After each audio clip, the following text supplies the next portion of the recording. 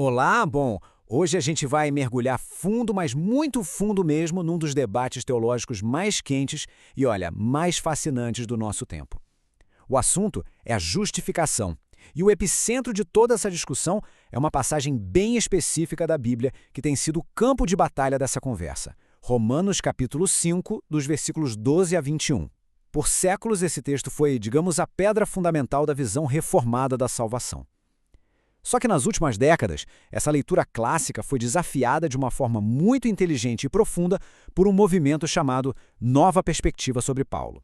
E o seu maior expoente é, sem dúvida, N.T. Wright. Para nos guiar nessa paisagem teológica, que é bem complexa, a gente vai usar a análise crítica de outro teólogo, o Cornelis Vennemann. Ele vai nos ajudar a entender não só o que cada lado diz, mas, mais importante, por que eles dizem. Vamos começar a desvendar essa história. Para a gente não se perder nesse debate, vamos seguir um roteiro bem claro, uma espécie de mapa em 6 etapas. Primeiro, vamos direto ao X da questão, o ponto central da discórdia. Depois, a gente constrói a base, explicando direitinho a visão reformada tradicional, para todo mundo partir do mesmo lugar. Em seguida, apresentamos o desafio que o N.T. Wright coloca na mesa. Aí sim, com os dois lados apresentados, a gente mergulha de cabeça na crítica do Vennemann, analisando as diferenças em conceitos-chave como justiça de Deus e justificação, até chegar na raiz de tudo, o confronto de métodos, que é o que, no fundo, explica por que esses dois universos teológicos parecem tão distantes um do outro. E aí vem a pergunta, né? Por que tanto alvoroço por causa de 10 versículos numa carta de quase 2000 anos? Parece exagero, mas a resposta é simples. Essa passagem não é uma passagem qualquer. Para a teologia reformada, Romanos 5, 12 e 21 é o que os teólogos chamam de sedes doctrinae, ou seja, é a sede da doutrina. Pensa assim, é o endereço principal no mapa da Bíblia onde doutrinas como o pecado original, a obra de Cristo como nosso representante e a própria mecânica da salvação são construídas. Então, quando uma interpretação nova e poderosa como a de N.T. Wright aparece e desafia a leitura tradicional desse texto específico, o que está em jogo não é só um novo jeito de ler um parágrafo. O que está em jogo é a estabilidade de todo o edifício doutrinário que foi construído em cima dele. O nosso objetivo aqui é bem claro. Vamos dissecar essa interação complexa. Mais do que só expor a visão do Wright, vamos usar a análise crítica do Cornelis Vennemann para entender por que essas duas visões divergem de forma tão profunda. A ideia é oferecer as ferramentas para que se possa compreender as nuances desse debate, as premissas de cada lado e o que realmente está em jogo em cada interpretação. Não se trata de escolher um lado, mas de entender o mapa do território e a importância dessa discussão para a fé cristã hoje em dia. Para a gente poder ter uma noção real da dimensão do desafio que o Wright propõe, primeiro a gente precisa entender muito bem a estrutura que ele questiona. Então, vamos explorar a arquitetura clássica da interpretação reformada de Romanos 5. É como entender a planta de um edifício antigo e sólido antes de analisar uma proposta de reforma radical. E a fundação, o alicerce desse edifício, é o que chamamos de teologia do pacto. No coração da teologia reformada está a teologia do pacto, que também é chamada de teologia federal. Imagine que ela é como um óculos através do qual toda a narrativa da Bíblia é lida. Essa abordagem organiza a história do relacionamento de Deus com a humanidade em torno de dois grandes pactos, ou alianças. O primeiro é o pacto de obras, feito com Adão. Adão não estava ali agindo só por si, mas como um representante de toda a raça humana. A condição era a obediência perfeita. Se ele obedecesse, ganharia a vida eterna para ele e para todos nós. Ele falhou, e depois dessa falha, Deus institui o pacto da graça, que é mediado por uma nova figura representativa, Cristo. O segundo Adão. Ele vem para fazer o que o primeiro Adão não conseguiu: viver uma vida de obediência perfeita e pagar pela desobediência, garantindo a salvação para o seu povo. Essa estrutura de representação, essa é a chave de tudo. É exatamente aqui que a teologia do pacto vira a chave mestra para ler Romanos 5. O apóstolo Paulo constrói um paralelismo muito poderoso, quase simétrico. De um lado, Adão, do outro, Cristo. Adão é o cabeça federal, nosso representante no pacto de obras. A desobediência dele lá no jardim não foi um simples erro individual, teve consequências cósmicas. E como isso aconteceu? Através de um conceito jurídico fundamental, a imputação. Pense em imputação como uma transferência legal. A culpa do pecado de Adão é legalmente transferida ou lançada na conta de toda a humanidade. É por isso que todos nascem sob condenação.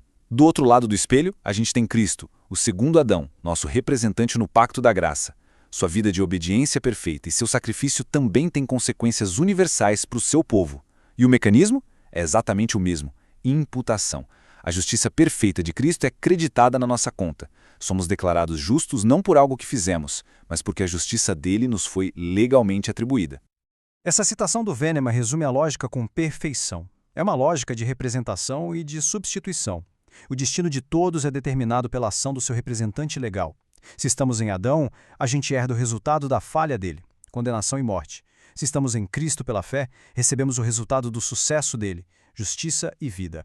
A estrutura é perfeitamente simétrica e é a imputação à engrenagem que faz todo esse sistema funcionar. Sem ela, a conexão entre o representante e os representados simplesmente se quebra. Bom, então vamos fechar esta primeira parte. Os 3 pilares da visão clássica são: primeiro, Romanos 5 é a prova bíblica fundamental para a teologia do pacto. Segundo, o texto se estrutura nesse paralelismo perfeito entre Adão e Cristo como nossos representantes. E terceiro, a ideia indispensável que conecta tudo isso é a imputação, essa transferência legal de status. Esses 3 pilares formam a visão clássica. E é exatamente contra esses pilares que a proposta de N.T. Wright vai se chocar. E agora, a gente entra em território revisionista. N.T. Wright, que é, sem dúvida nenhuma, um dos maiores estudiosos do Novo Testamento da nossa geração, propõe uma releitura que não mexe só com Romanos 5, mas com a carta inteira. A abordagem dele faz parte de um movimento acadêmico maior conhecido como a Nova Perspectiva sobre Paulo. A ideia central desse movimento é tentar ler o apóstolo Paulo como um judeu do primeiro século dentro do mundo dele, em vez de continuar lendo-o através das lentes dos debates da Reforma Protestante lá do século XVI. O ponto de partida do Wright, e é aqui que o jogo vira completamente, é uma redefinição da pergunta central que a carta aos Romanos estaria respondendo. Para a tradição reformada, a grande questão de Romanos é sobre a salvação individual, a soteriologia. Como eu, um pecador culpado, posso ser declarado justo diante de um Deus perfeitamente santo? É uma questão sobre o meu status legal perante Deus. O Wright argumenta que essa é a pergunta de Martinho Lutero, não a de Paulo. Para o Wright, a pergunta de Paulo é sobre a história da redenção, sobre a fidelidade de Deus. Como Deus, em Jesus, o Messias, cumpriu fielmente suas promessas feitas a Abraão e a Israel, criando um novo povo que une judeus e gentios. O foco muda radicalmente do indivíduo para a fidelidade de Deus à sua aliança e para a identidade coletiva do povo de Deus. Essa mudança de lente é a chave para entender todo o resto da proposta dele. Com essa nova pergunta central, o Wright passa a enxergar a carta aos Romanos não como um manual de doutrinas, mas como uma grande narrativa que reconta a história de Israel à luz de Cristo. E aqui vem o ponto crucial para o nosso texto. Ele interpreta os capítulos 5 a 8, onde Romanos 5 está, como a história de um novo êxodo. Pensa na história original. Deus liberta Israel da escravidão no Egito sob o tirano Faraó. O Wright diz que Paulo está usando essa mesma estrutura. O pecado personificado em Adão é o tirano, a escravidão. E Deus, através de Cristo, está libertando o seu novo povo, judeus e gentios, dessa escravidão para uma nova vida. Portanto, Romanos 5 não seria sobre a mecânica da salvação individual, mas sobre o início dessa grande saga de libertação cósmica. Para o Wright, a única maneira de entender Paulo corretamente é mergulhando no mundo do judaísmo do primeiro século. Ele argumenta que, nesse contexto, a nação de Israel era frequentemente vista como uma espécie de Adão corporativo. A vocação de Israel era ser o povo através do qual Deus iria consertar o que Adão quebrou lá no início, trazendo a bênção de Deus para todas as nações. O problema, como Paulo argumenta, é que Israel falhou nessa missão. Então, quem assume essa vocação? Jesus, o Messias. Cristo se torna o verdadeiro Israel, o verdadeiro Adão, aquele que finalmente cumpre a missão que Deus primeiro a Adão e depois confiou a Israel.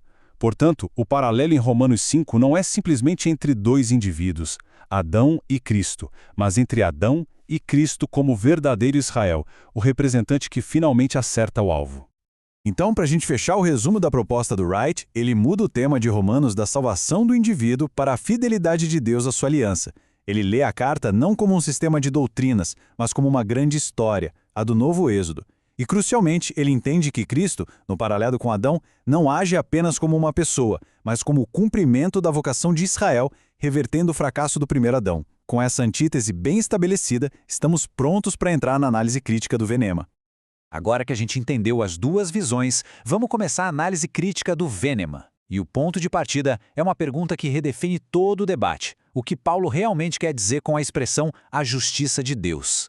A resposta para essa pergunta é como uma bifurcação numa estrada. Cada caminho leva a um destino teológico completamente diferente. É o ponto de origem de quase todas as outras divergências. Aqui, a divergência fica cristalina. Para o N.T. Wright, quando Paulo fala da justiça de Deus, ele está se referindo à fidelidade pactual de Deus. É Deus sendo fiel à sua aliança, agindo na história para cumprir suas promessas. É uma qualidade da ação de Deus. Já a visão reformada, defendida pelo Venema, entende o termo num sentido primariamente forense, legal. Refere-se ao atributo de Deus como juiz justo que age de acordo com sua lei santa, punindo o que é errado e vindicando o que é certo. É um atributo do caráter de Deus. Venema critica a definição do Wright por ser muito restrita. Ele diz que, embora a fidelidade de Deus seja parte da história, essa definição ignora o vasto contexto do Antigo Testamento, onde a justiça de Deus está inegavelmente ligada ao seu papel como juiz que executa um julgamento justo. Para a gente entender a próxima crítica do Venema, precisamos de duas categorias teológicas clássicas, Historia Salutis e Ordo Salutis. Calma, não se assuste com os nomes. A Historia Salutis é literalmente a história da salvação. São os grandes eventos objetivos que Deus realizou no tempo e no espaço, como o Êxodo, a encarnação de Cristo, sua morte e ressurreição. São os fatos da redenção. A Ordo Salutis, por outro lado, é a ordem da salvação. É o processo de como aqueles grandes fatos históricos são aplicados à vida de uma pessoa. Regeneração, fé, justificação, santificação. Se a Historia Salutis é o remédio sendo criado no laboratório, a Ordo Salutis é o remédio sendo aplicado no paciente. E aqui está o centro da crítica do Venema. Ele argumenta que o N.T. Wright, com seu foco gigantesco na grande narrativa da fidelidade de Deus, a Historia Salutis, acaba ofuscando, minimizando e, na visão dele, até distorcendo a aplicação pessoal dessa salvação, a Ordo Salutis. A grande história se torna tão dominante na leitura do Wright que a pergunta pessoal e urgente, tudo bem, mas e eu? Como eu sou salvo? Fica em segundo plano, ou é respondida de uma forma que o Venema considera inadequada. A crítica é que a grande narrativa do Wright, embora valiosa em si, acaba engolindo a questão da salvação individual, que para a tradição reformada é um tema absolutamente central para Paulo. Então, para a gente fechar este ponto, a divergência começa na definição de justiça de Deus. Para o Wright, é fidelidade histórica. Para a tradição reformada, é um atributo judicial. Essa diferença inicial cria um efeito dominó que, segundo a crítica, leva o Wright a um desequilíbrio. A grande história da salvação, Historia Salutis, acaba suplantando e obscurecendo a questão de como essa salvação é aplicada a cada um de nós, Ordo Salutis. Chegamos agora ao coração da controvérsia. Se a justiça de Deus é entendida de formas tão diferentes, é inevitável que o significado de ser justificado também seja. É aqui que as implicações práticas e teológicas ficam mais claras e mais profundas. Afinal, ser justificado significa fazer parte de um grupo ou ter um status legal perante Deus? Uma das linhas de falha sísmica entre as duas visões está na interpretação de uma pequena frase no versículo 12. Porque todos pecaram. Como é que a gente entende isso? Significa que todos pecaram individualmente, imitando o exemplo de Adão? Ou significa que, de alguma maneira misteriosa, mas real, todos nós participamos do primeiro pecado de Adão? A resposta a essa pergunta é um verdadeiro divisor de águas teológico. E aqui a diferença de abordagem é gritante. O Wright reconhece que a frase provavelmente se refere ao pecado de Adão como sendo o pecado de todos, mas ele não desenvolve muito a ideia. Ele tende a tratar a questão de como o pecado é transmitido como uma preocupação abstrata, uma questão dos teólogos sistemáticos que vieram depois de Paulo. Em contraste, a visão reformada é inequívoca. Essa frase aponta diretamente para a doutrina do pecado original. Todos pecaram em Adão, porque ele era nosso representante. A culpa dele nos é imputada. A crítica do Venema é que o Wright, ao considerar essa questão abstrata, está na verdade se esquivando do mecanismo lógico central que sustenta todo o argumento de Paulo. Esse quadro aqui mostra a lógica quase matemática de Paulo. A estrutura é um paralelismo rigoroso. Pensa nisso como uma equação de duas partes. Parte 1. Em Adão. A causa é a desobediência de um só homem. O efeito imediato, muitos se tornaram pecadores. A consequência final, condenação e morte. Parte 2. Em Cristo. A causa é a obediência de um só homem. O efeito imediato, muitos se tornarão justos. A consequência final, justificação e vida. A crítica do Venema se baseia na força dessa simetria. Se o nosso status de justo em Cristo é um presente que a gente recebe com base na obediência dele e não na nossa, então, para o paralelo funcionar, o nosso status de pecador em Adão também deve vir da desobediência dele e não primariamente dos nossos atos individuais, a lógica do texto existe imputação dos dois lados. E isso nos leva à diferença fundamental sobre o que é justificação. Para o Wright, justificação é uma doutrina sobre a igreja, é eclesiológica. É a declaração de Deus que define quem faz parte da sua família da aliança. É tipo um crachá de membro, que mostra que judeus e gentios crentes agora pertencem ao mesmo povo de Deus. Já para a tradição reformada, a justificação é sobre a salvação do indivíduo, é soteriológica e forense. É uma cena de tribunal. Deus, o juiz, bate o martelo e declara um pecador culpado como justo. Não porque a pessoa seja justa, mas porque a justiça de Cristo foi creditada na sua conta. A pergunta muda de quem pertence a este grupo, para qual é o status legal deste indivíduo perante a lei de Deus. Essa frase, que resume a posição do Wright, é a declaração mais clara da ruptura dele com a doutrina reformada. E faz sentido dentro da lógica dele. Se a justiça de Deus é a sua fidelidade em ação na história, então não é um status ou uma coisa que pode ser transferida para a conta de alguém. É algo que Deus faz, não algo que ele dá. Essa rejeição da imputação da justiça de Cristo é, para a teologia reformada, o ponto de maior ruptura na proposta do Wright. A crítica do Venema aqui é direta. Ao rejeitar a imputação, o Wright não está só discordando de uma doutrina da reforma. Ele estaria quebrando a lógica interna do próprio texto de Paulo em Romanos 5. Se a justiça de Cristo não é imputada a nós, então qual é a base exata para sermos declarados justos? A conexão entre o que Cristo fez e o nosso novo status perante Deus se torna, na visão de Venema, fraca e nebulosa na teologia do Wright. A pergunta, como posso ser aceito por um Deus santo, fica sem uma resposta com base legal sólida.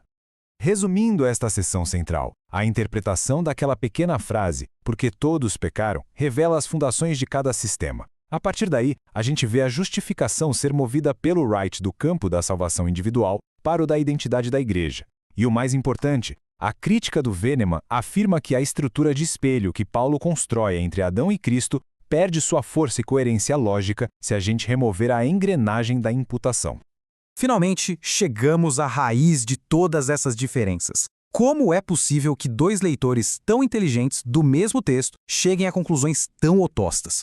A resposta, segundo Venema, está numa diferença fundamental de método, na própria maneira como eles abordam a tarefa de ler a Bíblia e construir a teologia. Não se trata só do que eles leem, mas de como eles leem.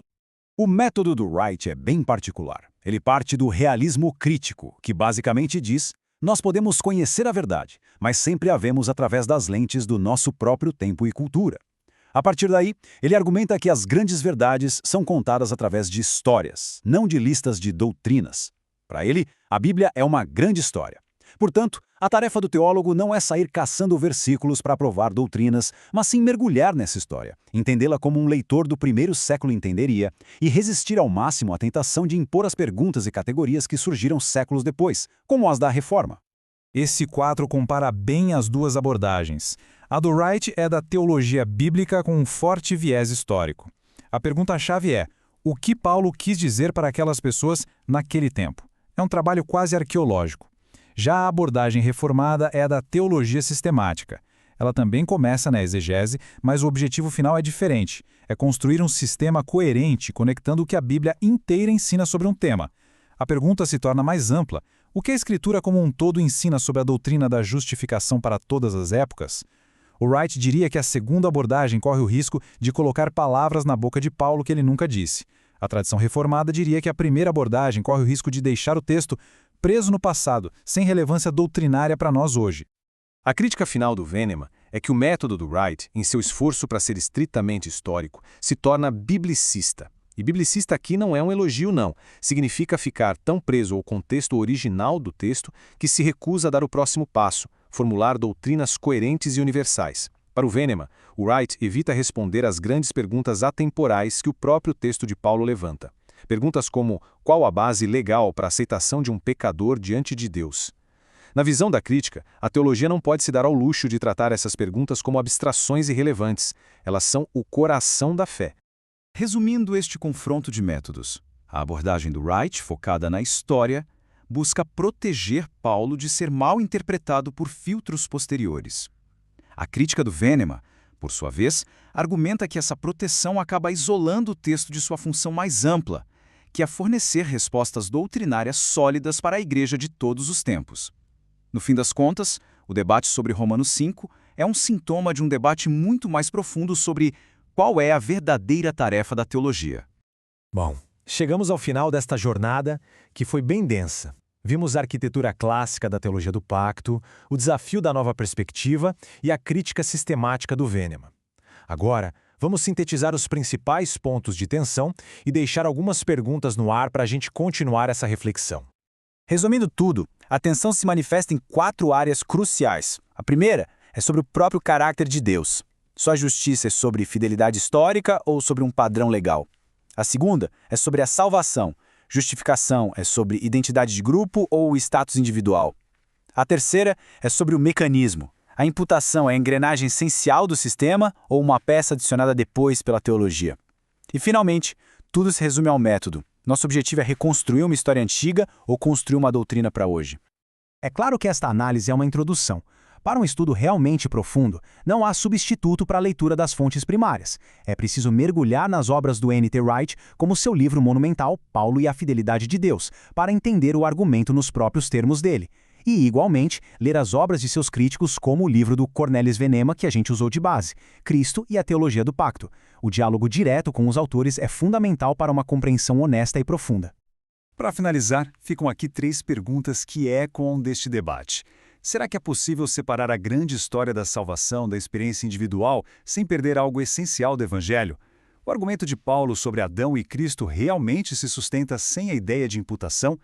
E, por fim, uma teologia baseada apenas na reconstrução da narrativa histórica é suficiente para nutrir a fé da Igreja hoje?